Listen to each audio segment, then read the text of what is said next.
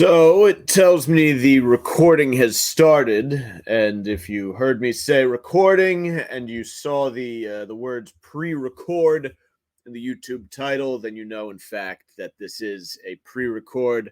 Take that as you will. Chat amongst yourselves in the comment section. I know that's mostly what you guys are here for. Anyway, not the riveting content that I put out every Friday. So yeah, I feel like no harm, no foul.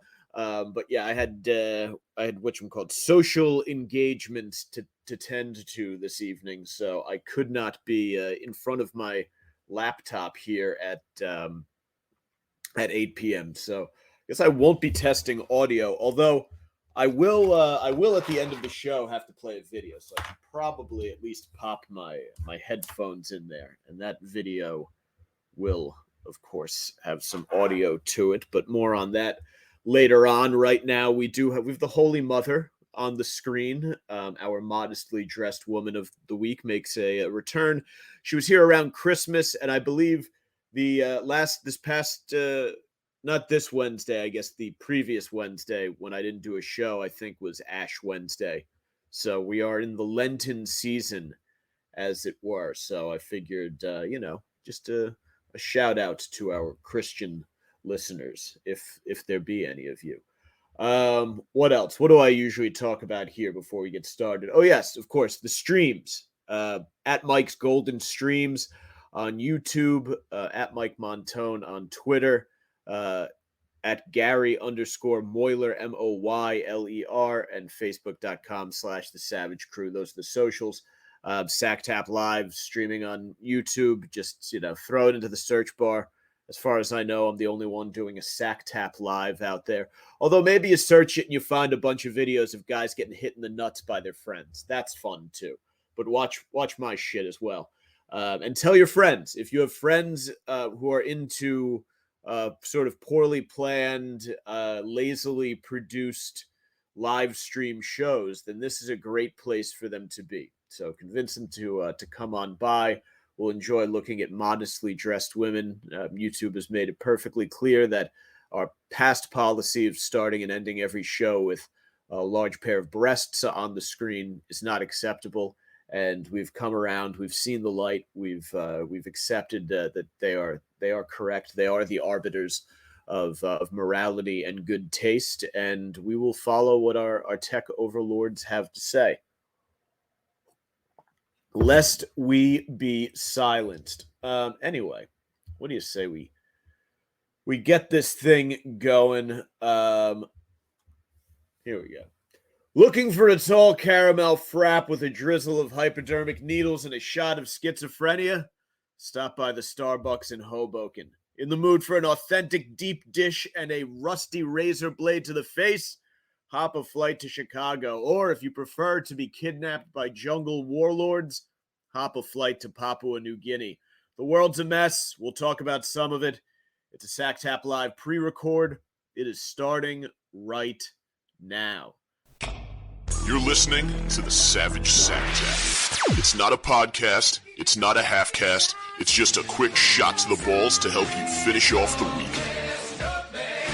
We're cutting through the bullshit, filling your Friday with rage-fueled logic, and cracking a few jokes along the way. So grab a bag of frozen peas. There's a Savage SacTap coming your way. Smooth, lascivious, salacious, outrageous. And yes, greetings. I am Mike Montone. This is the Savage SacTap. SacTap Live, as it were. I am coming to you, this will go live at 8 o'clock on tonight, Friday night, but it's being recorded. I'm realizing my light is very reddish right now. What can I do about that? Oh, it's because this stupid fucking thing fell. Of course.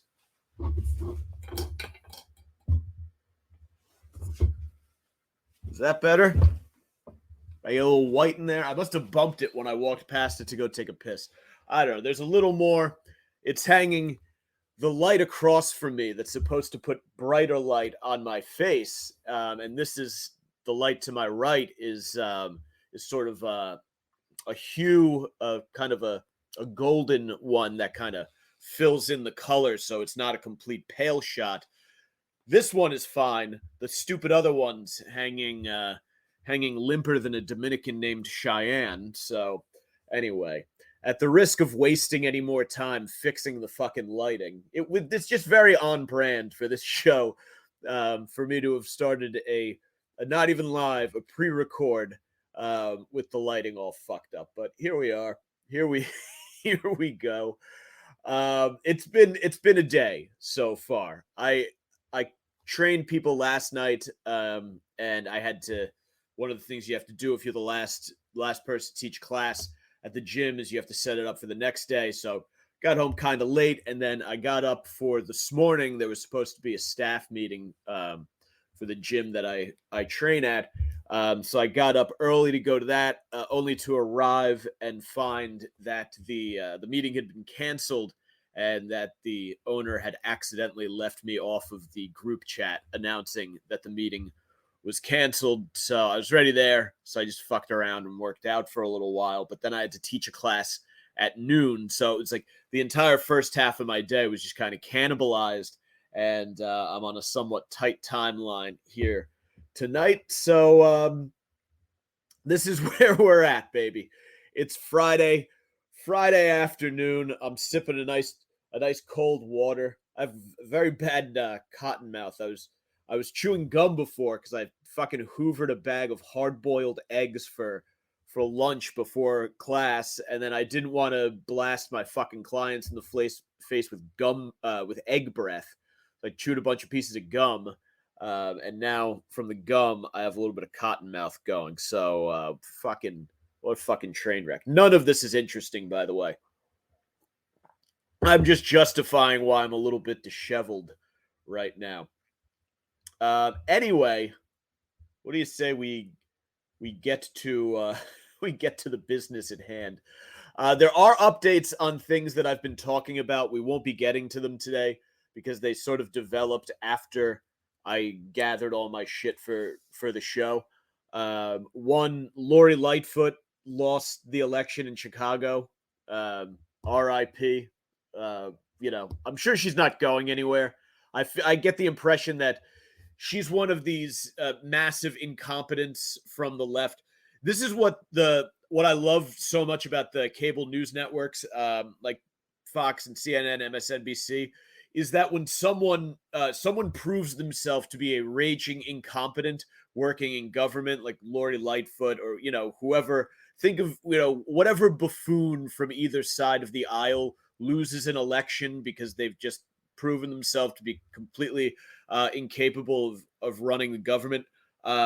They then become those people then become like commentators on the different cable platforms that sort of cater to their political wings. So I don't think we've heard the last of Lori Lightfoot. She seems way too into it. So I think she will be heard from again. Well, at least we hope so, because just the incredible content that she provided us with. And at some point, I'm sure we'll look at some more of it. But yeah, rest in peace to the Lightfoot administration and the Murdaugh murders. Anyway, that motherfucker's guilty. They got him. They convicted him. OJ weighed in on it, which I thought was rather delightful. Who knows that system better than Juice? And that really shows you how good OJ's legal team was. Like, this guy was one of the most powerful attorneys in South Carolina. Like, if anyone had the fucking law on his side, it was this guy, and he couldn't get away with it. OJ, on the other hand, was fucking, like, the cops were like, I mean, say what you will about where the evidence points, but Mark Furman wasn't exactly sympathetic to to the suspect / defendant, and OJ's guys still got him off. So that's how good that fucking legal team was. And we'll get into probably next week when there's a little more time. Hopefully we'll get into that. We will be talking about Chicago shortly, though. Before I get to that, the homeless situation in Hoboken, New Jersey, where low end for a fucking 1-bedroom, you're looking at like 2,000.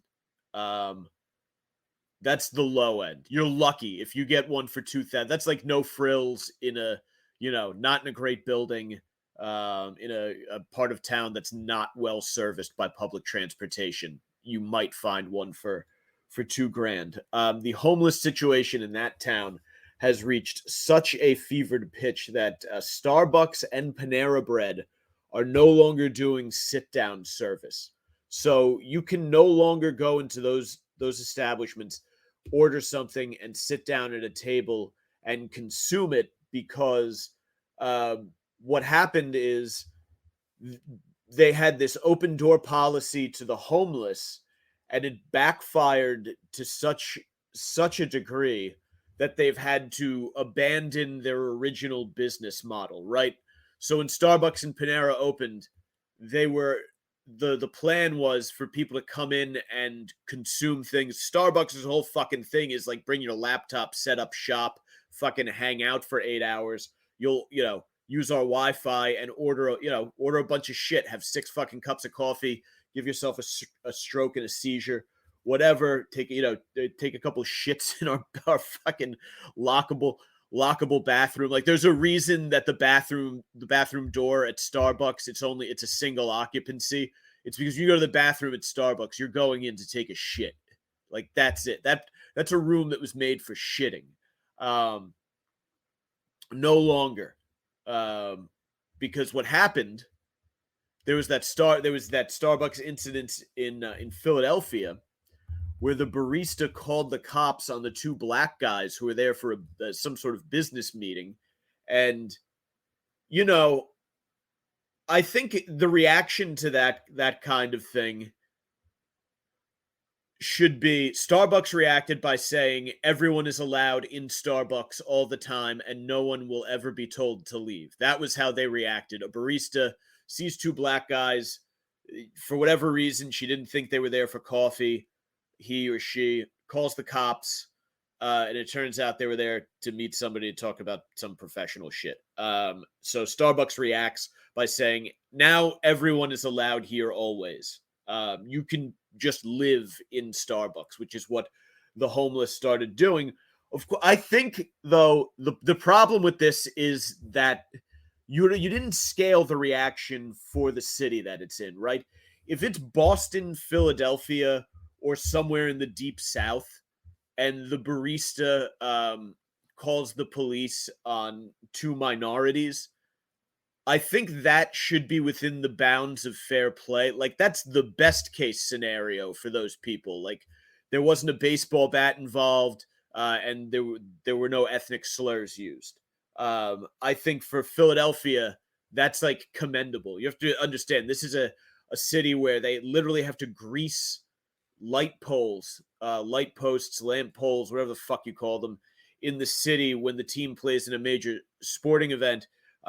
Because they're fans, they're grown up, not college kids who are out living on their own for the first time and are teenagers doing shitloads of Adderall and booze. These are grown adults in like their 30s and 40s will riot to such a degree that even lampposts are unsafe. People will climb them, hang off of them. Things will be just lit on fire. That's the kind of city Philadelphia is. So we should scale our expectations of the behavior of people in that city.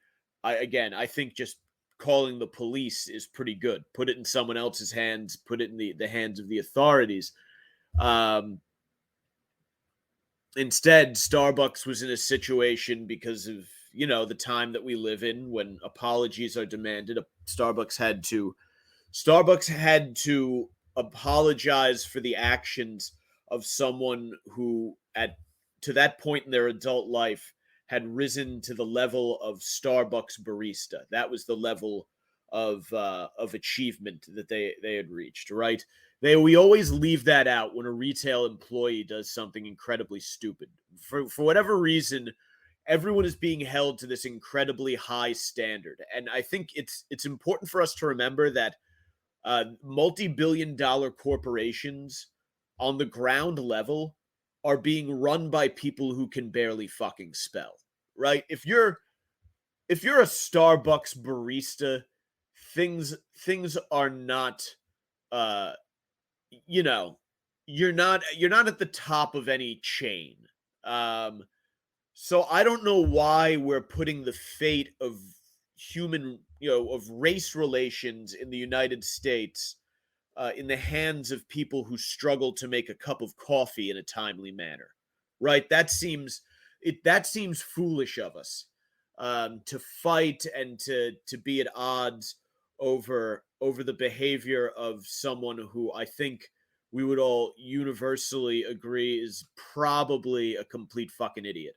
Um, so in any case, because of the because of the confused, nervous actions of a minimum wage employee, Starbucks said that from now on, the store is open to everybody always. And the homeless, of course, started taking advantage of it, as the homeless will. And they started treating Starbucks as a fucking clubhouse.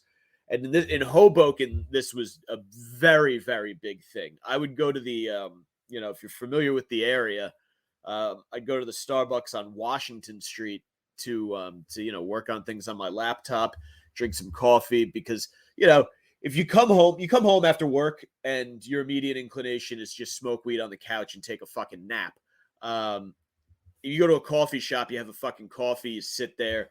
It's there's light, there are women in yoga pants. It's a very stimulating environment. You get some work done, but every fucking time you go there, if there's a seat open at your table, a homeless guy will sit down and just start playing fucking Sudoku. And it's every fucking table. Like they take the place over. It doesn't matter who's sitting there. They will come and sit the fuck down and just start having their existence. They're not worried about what they smell like. If they've been washed. If they're just there. They're doing the crossword, the jumble. They might be schizophrenic. They might get violent over the slightest misunderstanding. But per Starbucks corporate policy, they were now part of the scenery.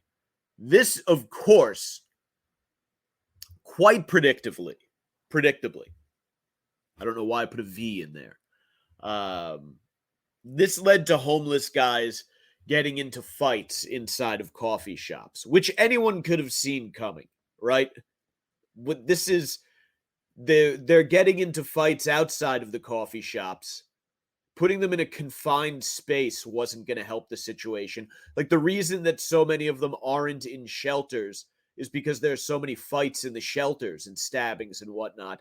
So they hang out on the street because they think, and the camera just went out. Son of a bitch. I hate this fucking thing. There's that one. Switch it up. And we're back. Sorry about that. That'll probably happen a couple more times. It was going in and out before.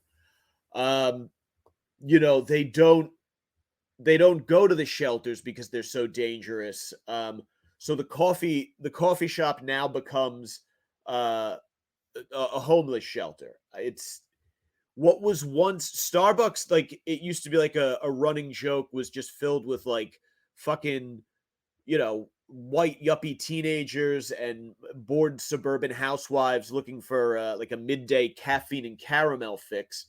And all of a sudden, it's turned into a Deadwood saloon.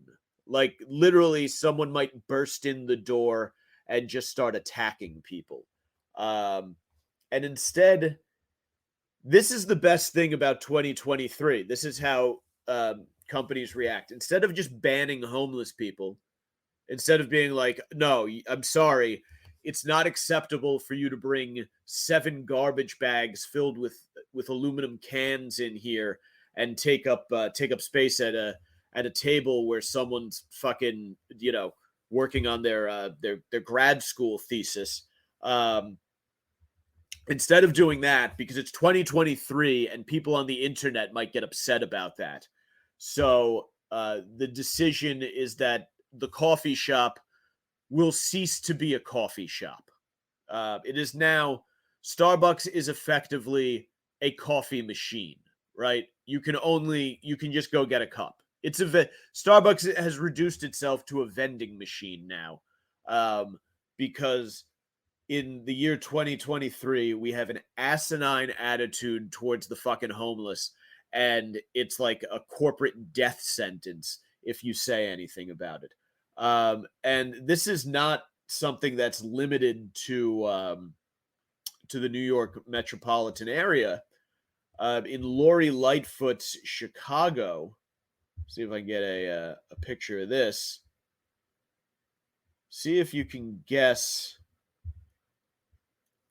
See if you can guess where this is.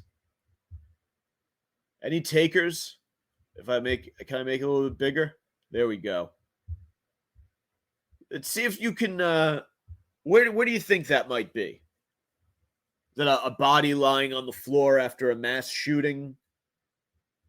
Did someone walking down a hallway just slip in a puddle and they're about to get up? No. That's a passed out homeless person in O'Hare Airport, Chicago's O'Hare. It's out of control. None of us feel safe. Von Keisha Chapman. That's probably not what Von Keisha sounds like. Von Keisha. Yeah, it's not Von Keisha Wisniewski. It's a custodian who works the overnight. Yeah, Von Keisha on the overnight. Told in Terminal 1 and 2, told CBS News, Chapman said she and her co-workers have been harassed by unwelcome guests who leave litter behind and trash the bathrooms. They will come up behind you. This one man followed us last night, another airport worker, Catherine Thompson, told the news outlet. From the time we get here until the time we leave in the morning, they will be here. The 2 women said their supervisors tell them to call the police, but they claim the cops told them they can't intervene unless the workers are, I love this, physically touched. Yeah, sorry, lady. We can't do anything about it unless they actually touch you. Yeah, see if you can egg them on. This is incredible. Like, this is like the Port Authority, except the Port Authority is at least a bus terminal, right? I understand that when you go to a bus terminal, there is some assumption that there will be a handful of scumbags around, right? The Greyhound bus operates out of the Port Authority bus terminal. And, that is really, Greyhound is Amtrak for America's dirtbags. So I get that there are going to be unsavory types hanging around the Port Authority. But generally speaking, I think when you talk about the airport now, kind of shifting back to that, you should be able to safely assume that the only people who will be inside the airport will be workers and ticketed passengers, right? And even in the bus station, I expect there to be scumbags, but I expect those scumbags to be of the type who at least can afford a bus ticket. That should really be the bare minimum for being inside the fucking bus stop. The cops said they just tell us to be careful because it's out of their hands. Like they can't do anything, Chapman said. This is just fucking incredible how the airline industry has gone through a massive metamorphosis over over the decades, right? It used to be a sort of luxury activity. People would be wearing suits and dresses and sipping cocktails and smoking cigarettes. Um, then, then 9/11 happened, and airports kind of became these fortresses where you couldn't even wear shoes because there was a possibility that you might be carrying a bomb inside of your sneakers. And then at some point we decided that terrorism is kind of over. We'll fast track you through the fucking security line. This is now a place to spend $20 on a Heineken and maybe blow somebody in a bathroom stall. If you're a closeted gentleman on getting a few days away from your family. And we've finally just kind of landed at homeless shelter now. The airport is now just a homeless shelter. If you go on a plane, you might get the shit beat out of you by either the staff or a fellow passenger. It's really, really gotten to an interesting place. And when I say homeless shelter, I mean in the most literal sense. You have guys with Al-Qaeda beards and no shoes bumming cigarettes and possibly blowing each other in the bathroom. Like that is a fucking homeless shelter. Jessica Dubar with the Haymarket Center, which serves the homeless at the airport. Serves the homeless at the airport is not a phrase that we should ever need. She told CBS News that the numbers are increasing year to year. Asked why the homeless are sleeping at O'Hare and not going to shelters, Dubar said, they're full. The shelters are full. A lot of folks don't end up at the airport because that's their goal. That is the last option they have. But that's the thing is, the airport shouldn't be an option. It's not, oh, the shelter is full, let's head to the airport. That isn't a reasonable option. And I understand if you're sleeping in the park or under a bench or at a church, I get that, and those are places where if I see a homeless guy, I'm like, okay, that's you go where you go. We'd be better off without you there, but what the fuck are you gonna do? And I understand from the homeless perspective why they might try to get inside like an airport or an ATM vestibule or something like that. But the idea that there are non-homeless people who see this as a viable option is what is so perplexing, right?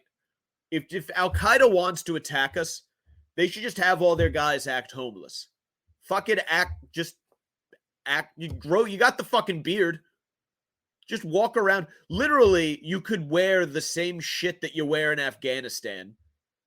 It's just a pile of fucking rags and a long beard. And you come right over.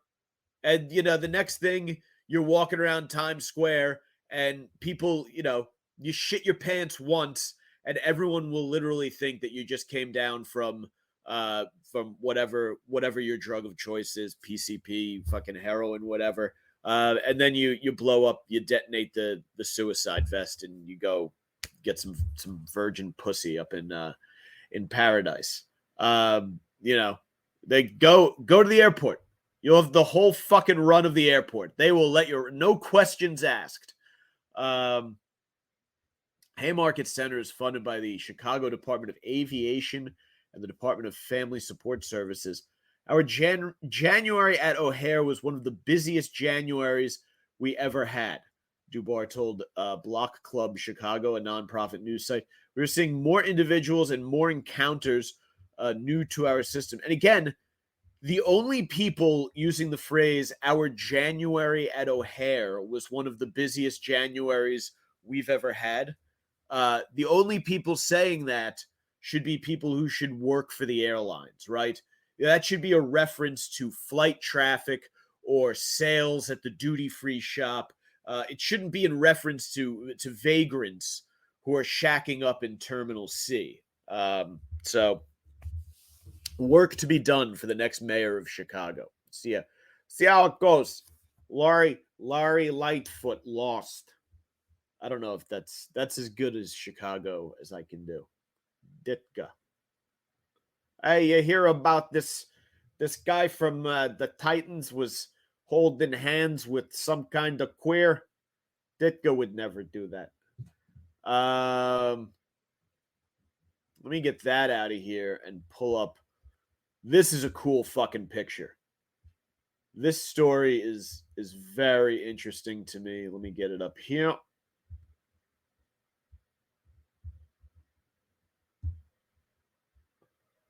Check this fucking shit out.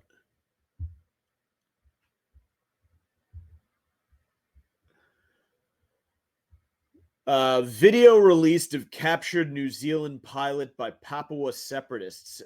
Philip Mertens was kidnapped after landing his plane in Papua's remote mountainous province of Induga. I think that's how you pronounce it. In the video sent to the BBC's Indonesian service, Mr. Mertens was surrounded by 7 West Papua National Liberation Army fighters. I don't have video since, obviously, I don't speak Papuan or whatever fucking language they use. So I didn't think it would be of too much use. But I'm going to be honest. These guys look cool as fuck. These guys are going toe to toe with like an organized government force. I'm fucking rooting for these guys. Like, I love, they have a ragtag kind of look, like a little bit Rufio and the Lost Boys from Hook, a little bit Bob Marley and the Wailers. I'm kind of on their side. They pledged to release the pilot if Papua was granted independence. So this is basically, if you're looking around at the boys here, you got this is Thomas Jefferson. Fucking Jefferson would be the background. He was kind of shy, so maybe this is Jefferson back here. Fucking Ben Franklin, George Washington over here, fucking dapping him up. Maybe John Adams, trying to get front and center, get a little FaceTime. Hamilton over here with the assault rifle, kind of saying something condescending, doesn't agree with everybody else. Fucking Aaron Burr sneaking up behind him. But these guys are cool. I love the outfits. I love the attitude. I love that it's a vibe. This is pretty cool. Probably not if you're the pilot though. Probably not confidence inspiring. Although maybe. I don't know if they live in the deep jungle or if these guys are maybe a little bit coastal. If you're coastal and you're just living with this fucking wacky tribe, if these are the guys from the tribe, the chicks are probably pretty cool, right? Like the chicks probably, their tits probably hang a little bit because they probably don't get a lot of support. But they probably have neons on, and like they probably have like thick fat asses from doing a lot of day labor and carrying things. But they're not eating like a junky Western diet. They're out in the jungle. They're constantly sweating it out. So there's probably some pretty hot puss over there. And if you can get kind of stored or jailed close to the beach, and they're just kind of, because you're not escaping. So if they're just kind of letting you hang, like, and chill out, and they probably smoke gangs of fucking weed and do all sorts of mushrooms and shit, could be cool. Just fucking, this is my new life now. I live with these people. Cast away the material and all the bullshit, fucking smartphones or whatever, and just live primal. It might not be that bad. If you're really desperate to go home, though, not confidence inspiring. Waiting for a nation to achieve independence is the kind of that kind of shit can take decades. Like that can be literally a centuries long battle. And if your lot has been cast with a guy armed with a bow and arrow, the odds are a little bit tall, right? Like this, I'm gonna be honest, this feels more like cosplay than anything else on their end. Like, I don't know if they're really launching an effective revolution. I want them to win. but I just don't know. Previously, a Dutch colony, Papua declared independence in 1961, but Indonesia took control 2 years later. The resource-rich region has been caught in a battle for independence ever since it was brought under Jakarta's formal control in a UN-supervised vote in 1969. Well, that's interesting. The fighters appearing in the videos were armed with a mixture of assault rifles, bow and arrows. I guess the guy, their leader, Igiannis Kogoya. That's a name. So they made this guy read a statement. I guess what happened was he's the pilot, so he lands a plane in Induga, and the rebels stormed it, and they seized the pilot, who's from New Zealand, I guess. Is that it? Yeah, he's from New Zealand, and I guess they brought him to a remote area to use him as leverage in political negotiations. Yeah, that kind of sucks. I don't like to blame the victim here, but this does feel like a situation where it's kind of your fault, right? Like, this isn't like a woman who gets attacked in a parking lot on her way home from work. She gets, it's after fucking, it's November, so it's dark out early. She gets off the train at 6 p.m. and some guy fucking sneaks up behind her she's getting into her Civic. This is landing a plane in a country where freedom fighters dressed like Sitting Bull at an EDM show are ready to do some kidnapping. Like, you know this. If you're from the area, you're probably very well aware that they like to do some kidnapping in Papua New Guinea. The group said that the pilot is being held because New Zealand cooperates militarily with Indonesia. The other passengers, who are indigenous Papuans, were released. That sucks. If you're the pilot, that's like an ultimate, like, come on, guys. Can you talk to him for me, please? Papuan rebels seeking independence from Indonesia have previously issued threats and even attacked aircraft they believe to be carrying personnel and supplies for Jakarta. Conflicts between indigenous Papuans and the Indonesian authorities are common, with pro-independence fighters mounting more frequent attacks in 2018. The region is divided into two provinces, Papua and West Papua. It's separated from Papua New Guinea, which was given independence by Australia in It is separate from Papua New Guinea, which was given independence by Australia in 1975. So there are all sorts of fucking Papuas down there. I don't really know which is which, but it seems between Australia, New Zealand, and the Papuans, it seems that a bunch of white people with kind of British accents have been causing all sorts of problems in the area, propping up unpopular governments, and the end result is a bunch of guys with bows and arrows kidnapping this pilot. Look, man, if you're him, as the Stoics say, love your fate. The French, I believe, amor fati. Embrace it. It does, again, if they introduce you to some chicks and you do a little hunting and fishing with them, dude, they might teach you how to shoot this fucking big ass longbow. Probably your hair probably winds up looking cool. You get a great tan. Much cooler outfits. This guy's dressed like a fucking dork. So could be a lot of upside for this guy if he approaches it with a healthy frame of mind, I think. Anyway, I have one more story to get to here. And it's not even so much a story, it's just a video I want to watch. And I'm probably going to watch it over and fucking over. Radio host Tony Maserati was suspended. I believe he's probably been reinstated. by now. I think he was suspended for a week here. He is a part of the Felger and Maz show on 98.5, the Sports Hub. He found himself facing criticism. Is this fucking thing? I hope this stupid fucking ad isn't going off.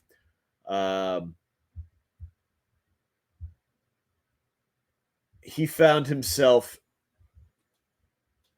facing. I opened up an article on the fucking New York Post. It's fucking infuriating the amount of shit that automatically plays. And I used to work on the 1010wins.com, their website, and CBS2 New York's website. And it always blew my mind that it was like our MO to have shit autoplay, because you get money for like the amount of video rolls, you get ad money for it. So what they do is they auto run it so they can tell people, they can tell advertisers, this is how many people watch the video. So they're basically giving them inflated numbers, because no one fucking watches these embedded videos on things. Unlike, like I'm going to watch it in a second. Right now there's a This Day in History video playing by ad choices. Like, this is not, this fucking stupid fucking ad that's running it's not getting me to do whatever the fuck it wants. It's for some shitty band. They're painted up like Kiss. And now there's Mutual of Omaha. It's so fucking stupid. It is the dumbest business model. This is fucking all these fucking web jobs that popped up during the 2010s are going extinct right now because people figured out that this is all fucking bullshit. And AI is just gutting the industry. I'm very glad I got out of that shit. In any case, Tony Maserati of the Felger and Maz show. Where is Felger? I believe they're out of Boston, because this was reported by the Globe. Made some very, very hurtful comments. He was suspended without pay for about a week, and his colleagues had to undergo sensitivity training. So let me go ahead and make sure all of this fucking bullshit is off.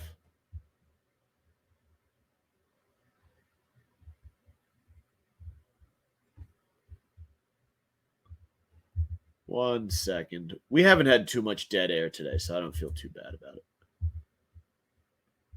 It's towards the end of the show. Just listen as I speak and fill the space.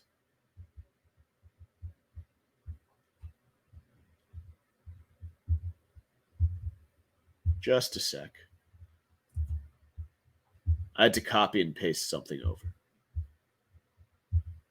Like I said, this is nothing if not a poorly produced show. Probably this podcast probably isn't produced nearly as well as the Felger and Maz show. But I will have the video for you in just a moment. I didn't realize there was going to be as much extra shit playing in that Post article. Otherwise, I would have just fucking played it straight from Twitter. I'm very sorry. Very sorry, but now I have to undo this. This is all incredibly embarrassing. How unprofessional of me. Oh my God.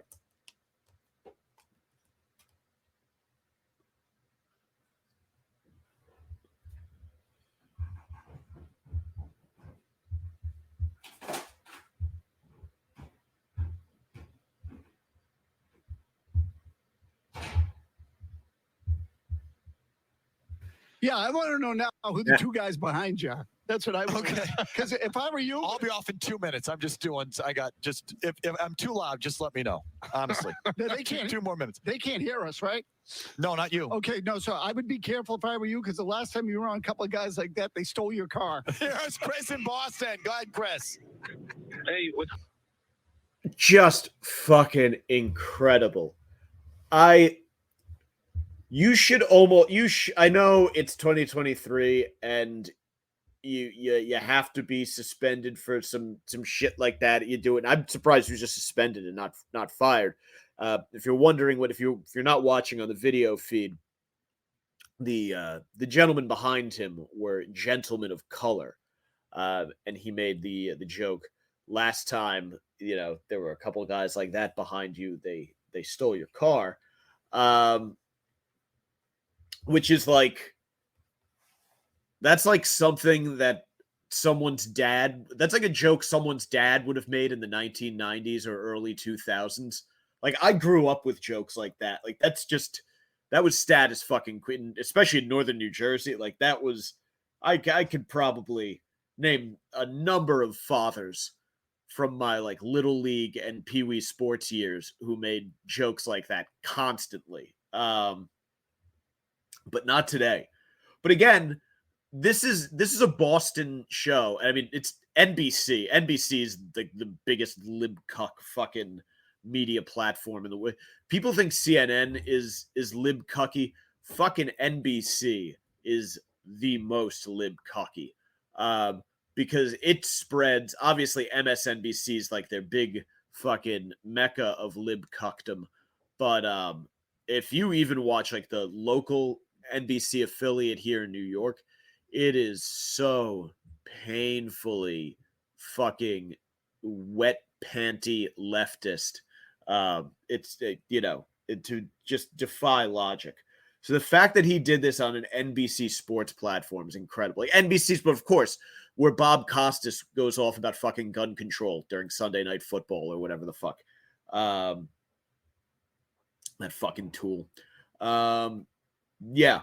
So here is the comment from Felger. Tony, if you were listening Monday, he made a heartfelt apology about comments that he made on the show Friday, which were insensitive and hurtful. I mean, he was having a great time making those comments. Well, we're gonna watch this several more times. Yeah, I want to know now who the two guys behind you are. That's what I want. Okay. Because if I were you, I'll be off in 2 minutes. I'm just doing. If I'm too loud, just let me know. Honestly, they can't. 2 more minutes. They can't hear us, right? No, not you. Okay, no. So I would be careful if I were you, because the last time you were on a couple of guys like that, they stole your car. Here's Chris in Boston. Go ahead, Chris. I mean, first of all, he goes out of his way to set that up. Like, that took a while. This is a 24-second video. He didn't get to that until like 15 seconds in.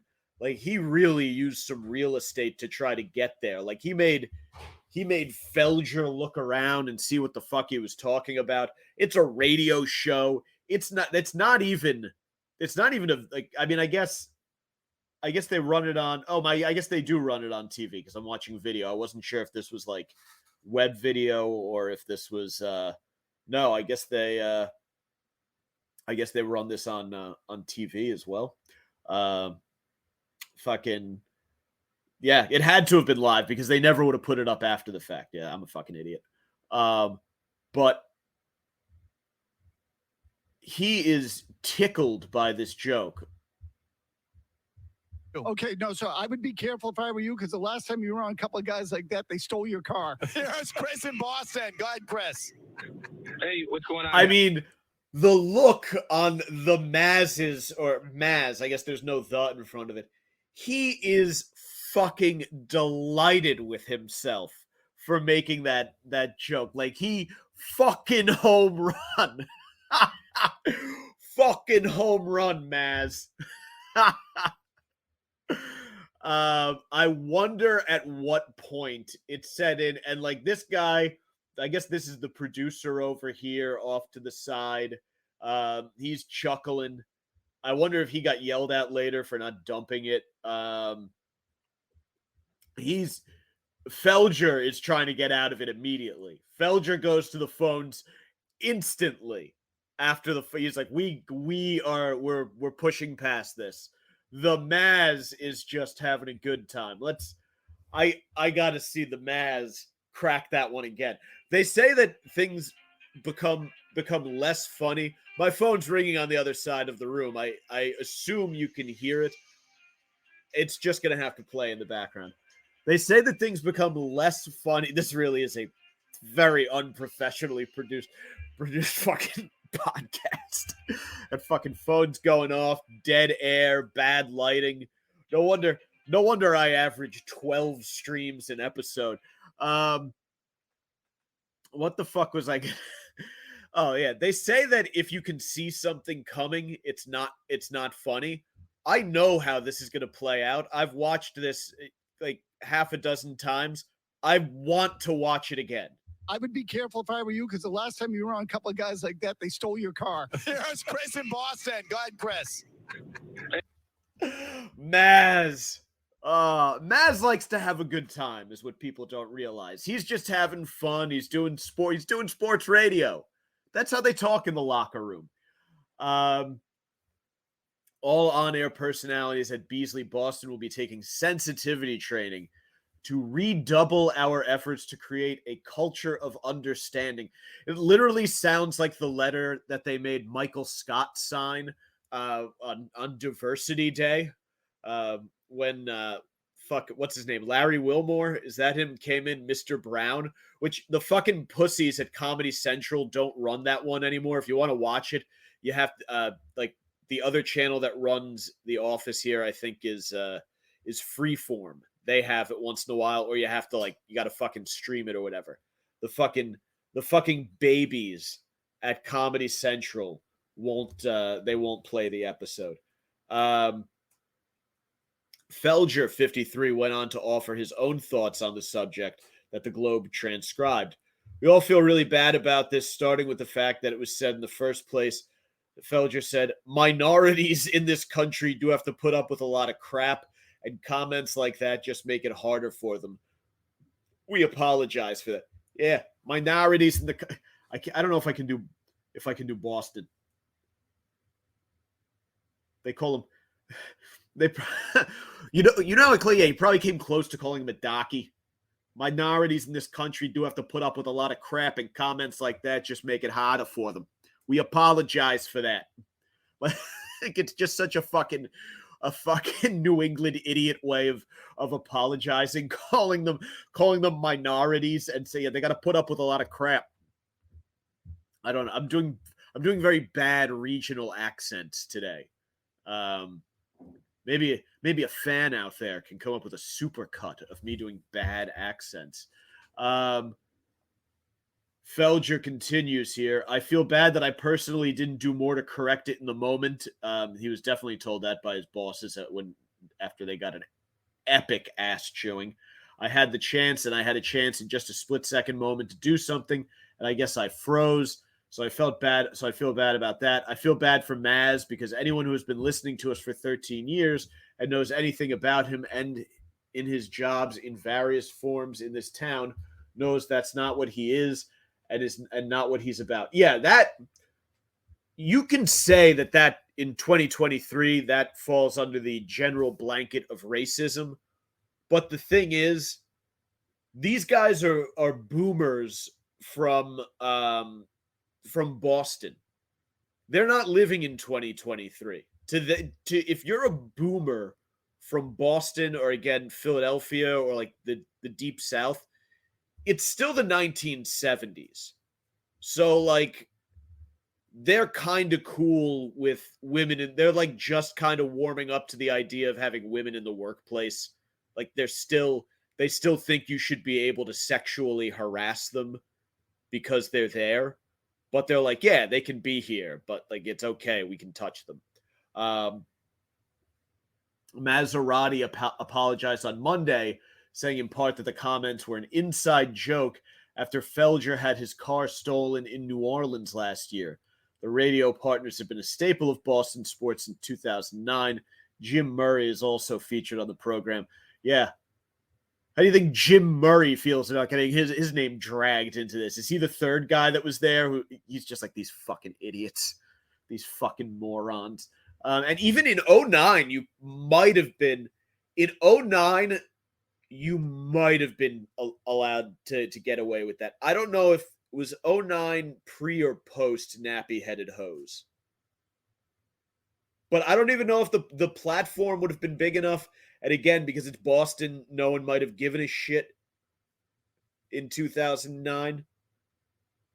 I mean, like Boston is still like they had to at Fenway Park aggressively crack down on fans using like the N-word. They had to explain and I think put rules in place to prevent it because it was apparently getting so bad. So like Maz giggling like an idiot after making a joke about a couple guys stealing his buddy's car. He doesn't understand that people don't like that. To him, it just doesn't register. You know, it's like asking a fish to climb a tree and then calling the fish a racist because it can't climb a tree. Well, it's a fish. It's not supposed to be able to climb a tree. It's just supposed to be, mildly racist. Late in the show this is the Maz. Late in the show on Friday, I made some comments that angered and upset some people, and rightfully so. I wish I could take them back. I can't. You were laughing uproariously. You don't wish you could take them back. They were insensitive. They were hurtful, and frankly, they hurt the cause for those of us who believe in racial and social equality and all of those things. That is spoken like someone who is truly committed to racial and social equality, by the way. Racial and social equality and all of those things. And he's on that side of the line, which is what made this thing so difficult in so many ways. Oh, Maz, we're going to play it.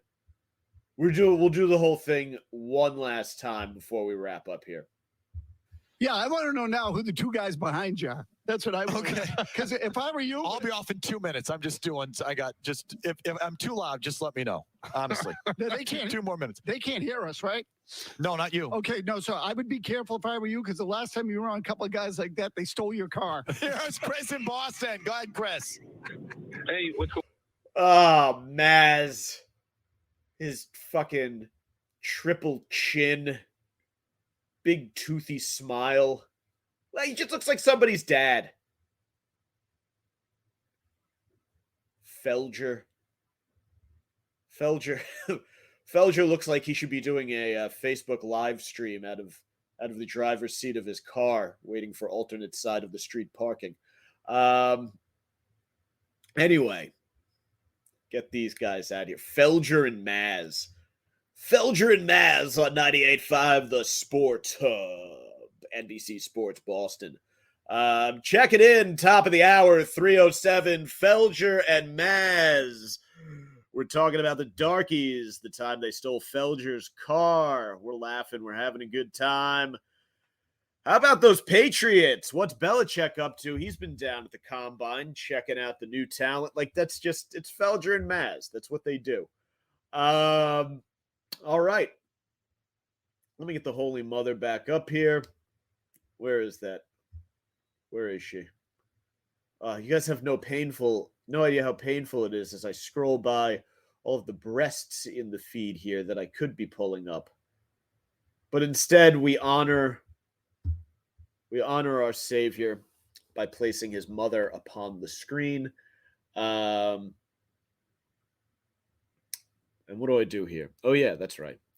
I remind you guys to like, to share, to subscribe, to comment at Mike's Golden Streams on YouTube, or just search SackTap Live, send it out to some friends.